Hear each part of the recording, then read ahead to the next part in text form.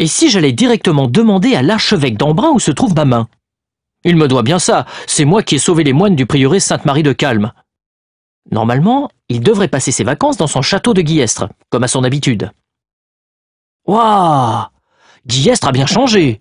Elle est encore plus grande, plus belle et plus imposante que lorsque j'étais jeune berger, vers 1200. La vie s'organisait déjà autour du château fortifié et d'une communauté de moines, le prieuré Sainte-Marie. Guillestre était à la tête d'un mandement. C'est une communauté territoriale typique du sud-est de la France, qui regroupait des communautés et mettait en commun les ressources forestières et pastorales. Le mandement de Guillestre comprenait les communautés de Seillac et de Risoul. À l'époque, les pouvoirs se superposaient. Le mandement dépendait de l'archevêché d'Embrun, qui dépendait du Saint-Empire romain germanique. De quoi en perdre son patois. Du quartier dit « sous le château », installé comme son nom l'indique au pied de cette construction, la première grande rue rejoignait le prieuré, sur l'autre rive du torrent de Rifbel.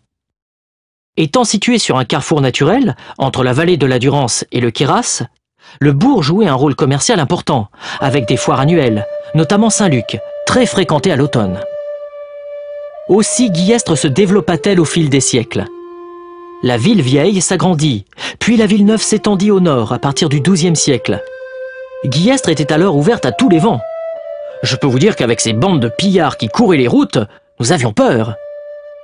À la demande de ses ouailles qui voulaient une protection, l'archevêché fit construire un rempart qui englobait aussi bien le bourg que le château, à la fin du XIVe siècle. Le rempart se composait alors de 10 tours et de 4 portes principales. Il ne fut modifié qu'au XVIe siècle, quand l'église agrandie changea d'axe. Aujourd'hui, il ne reste que quelques traces du château démoli au XVIIIe siècle, et la plupart des remparts ont été transformés ou détruits. Seuls subsistent 5 tours et quelques portions de murs. Pourtant, la forme de la ville garde l'empreinte des fortifications qui l'ont enserrée pendant des siècles. La fière Guillestre ne se laisse pas bouleverser par le temps qui passe. Mais par contre, aucun signe d'un quelconque archevêque en vacances, et toujours pas de main.